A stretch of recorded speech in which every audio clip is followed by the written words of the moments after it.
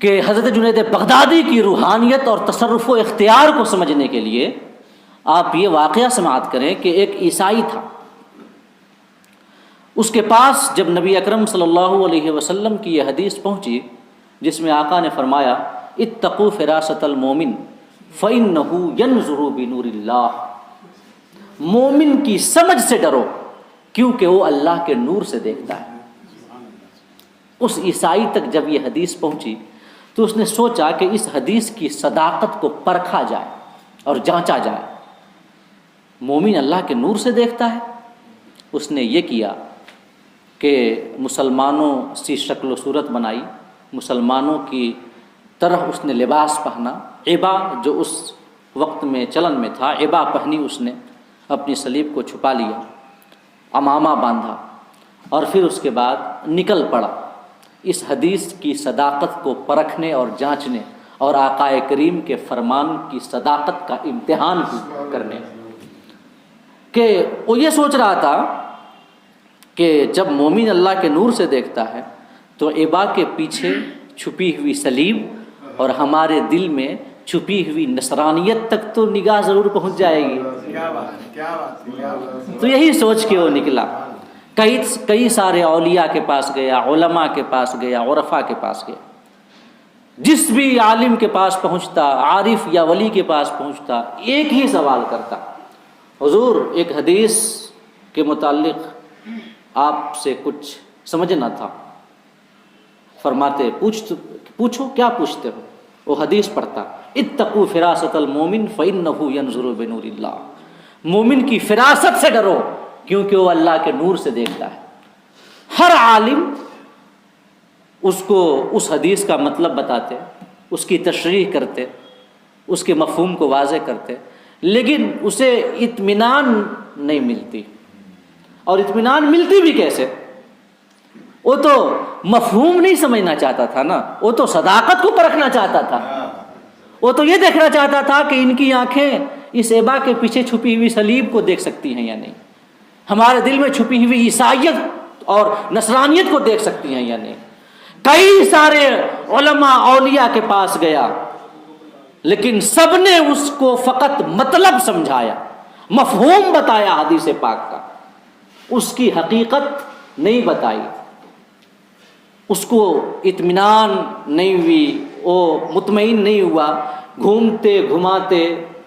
پھرتے پھراتے وہ پہنچ گیا حضرت جنید بغدادی رضی اللہ تعالیٰ عنہ کی بارگاہ۔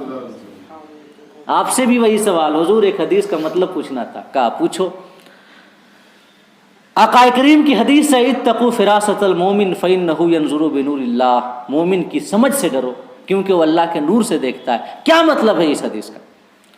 حضرت جنید بغدادی نے بغیر ایک لمحے کا توقف کیے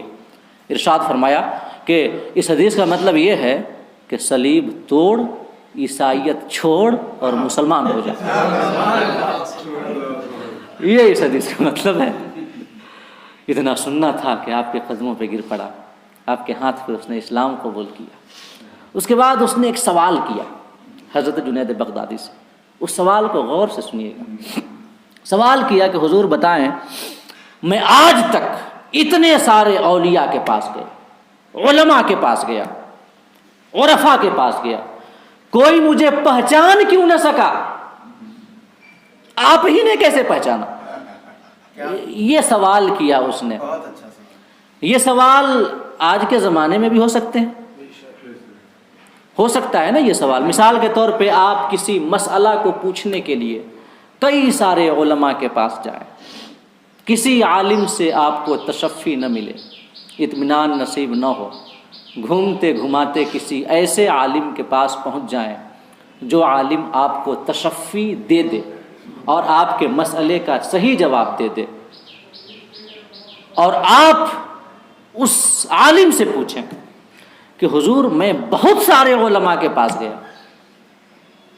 لیکن کوئی مجھے جواب نہ دے سکا، کوئی میری تشفی نہیں کرا سکا، آپ نے میری تشفی کرا دی، ایسا کیسے؟ تو کیا جواب ہوگا اس عالم کا؟ آپ اپنے گھر کا نقشہ بنانا چاہتے ہو، کئی سارے انجینئرز کے پاس جائیں، کسی کا بنایا ہوا نقشہ آپ کو پسند نہ آئے، ایک انجینئر کے پاس جائیں جس کا بنایا ہوا نقشہ آپ کو پہلی ہی نظر میں پسند آ جائے، آپ اس سے پوچھ لیں کہ حضور یہ بتائیں کہ میں نے بہت سارے انجینئروں سے، اس انجینئر سے کہیں حضور کیا انجینئروں کو تو سر کہنا پڑتا ہے، سر یہ بتائیں، سر ہی کا اردو ٹرانسلیشن حضور ہے، لہذا حضور نکل گیا میری زبان سے کہ سر یہ بتائیں میں نے بہت انجینئروں سے نقشہ بنایا، پسند نہیں آیا، آپ نے اتنا اچھا نقشہ بنا دیا، کیسے؟ کیا جواب ہوگا اس انجینئر کا؟ ہم کسی مرض سے پریشان ہوں، کئی ڈاکٹروں کو دکھائیں، آرام نہ ملے، ایک ڈاکٹر کے پاس جائیں کہ جس کا تجویز کیا ہوا نسخہ کام آ جائے، ہمیں آرام مل جائے، اسی ڈاکٹر سے سوال کر لیں کہ سر یہ بتائیں کہ میں بہت سارے ڈاکٹروں کے پاس گیا، کہیں سے آرام نہیں ملا، آپ نے کون سا ایسا نسخہ دیا کہ مجھے آرام مل گیا؟ کیا جواب ہوگا اس ڈاکٹر کا؟ کوئی آپ مقدمے میں پھنسے ہوں، کوئی وکیل ضمانت نہ دلا سکے، ایک وکیل ضمانت دلا دے، اس سے کہیں سر بڑے پریشان تھے، کئی وکیل ہار گئے مگر آپ نے ہمیں ضمانت دلوا دی، آخر ایسا کیسے ہو گیا چمتکار؟ تو کیا جواب ہوگا؟ یقین جانیں آج کے ہمارے معاشرے میں عجب، تکبر، گھمنڈی، انانیت، خود ستائش، اپنے آپ کو برتر و بڑا ثابت کرنا، اپنے آپ کو بڑا ثابت کرنے کے لیے کسی بھی حد سے گزرنا، یہاں تک کہ کسی کو چھوٹا کرنا ہو تو کر دینا، اپنی عزت بحال کرنے کے لیے کسی کی عزت کے ساتھ کھلواڑ کرنا ہو کر جانا، آج کے معاشرے میں اتنا عام ہو گیا ہے، اور یہ عالمیہ ہے، یہ لمحہ فکریہ ہے، یہ اتنا عام ہو گیا ہے کہ ہر شخص اپنے آپ کو برتر ثابت کرنے کے لیے دوسروں کو چھوٹا کر دے گا۔ جواب یہی ہوگا عالم کا، الا ماشاء اللہ، کہ رے آج تک تم جن علماء کے پاس گئے تھے نا مسئلہ پوچھنے کے لیے، بس ایسے ہی ہوں گے، خالی داڑھی ٹوپی اور کرتا پائجامہ پہن لینے سے کوئی عالم تھوڑی ہو جاتا ہے، علم بھی ہونا چاہیے، اب تم پہنچے ہو ہمارے پاس جن کے پاس علم ہے۔ ڈاکٹر کا یہی جواب ہوگا، ارے آج کل سب یہ رشوت اور ڈونیشن دے دے کر کے MBBS کر لے رہے ہیں، کچھ آتا جاتا تو ہے نہیں۔ انجینئر کے پاس جائیں گے، اس کا جواب یہی ہوگا کہ سب نقل کر کے پاس ہونے والے لوگ ہیں، اب تم صحیح انجینئر کے پاس پہنچے ہو۔ وکیل کا یہی جواب ہوگا کہ سب ایسے چھوٹے موٹے کالج سے ڈونیشن دے کر کے ہو گئے، اب تم صحیح وکیل کے پاس پہنچے ہو، یہ جواب ہوگا نا آج کے معاشرے میں۔ کیوں؟ اس لیے کہ انانیت اور گھمنڈی بہت زیادہ ہو گئی، ہر شخص اپنے آپ کو بڑا دیکھنا چاہتا ہے، اپنے آپ کو بڑا منوانا چاہتا ہے، اپنے آپ کو بڑا منوانے کے لیے کسی کو چھوٹا کرنا پڑے کر دے گا،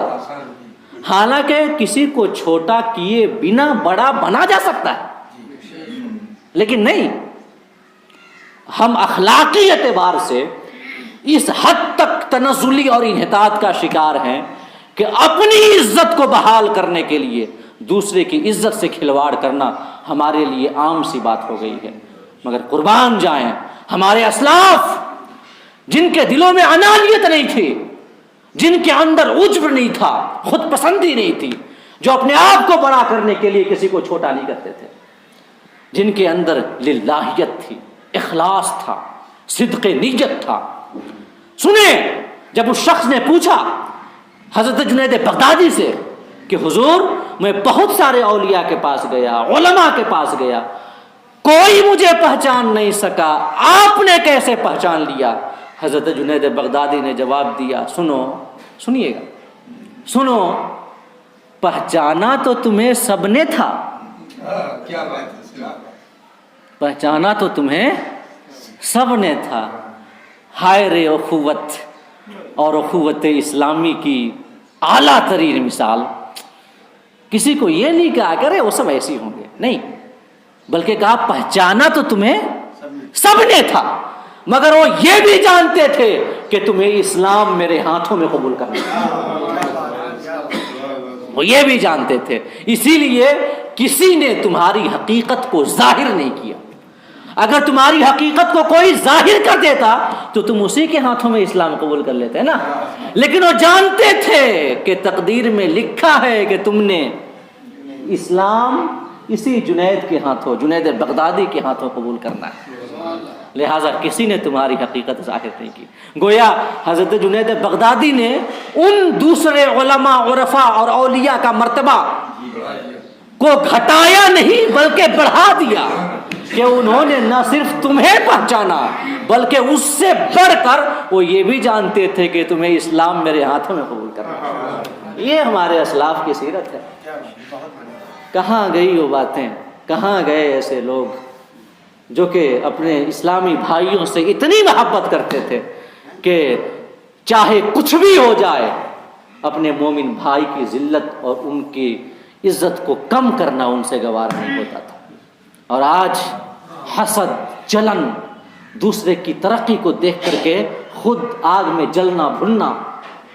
خود بڑا بننے کے لیے کسی کو چھوٹا کر دینا, خود بڑا عالم بننے کے لیے دوسرے عالم کی تحقیر کرنا, خود بڑا ڈاکٹر بننے کے لیے دوسرے ڈاکٹر, بڑا انجینئر یا کسی بھی پروفیشن سے جڑے ہوں,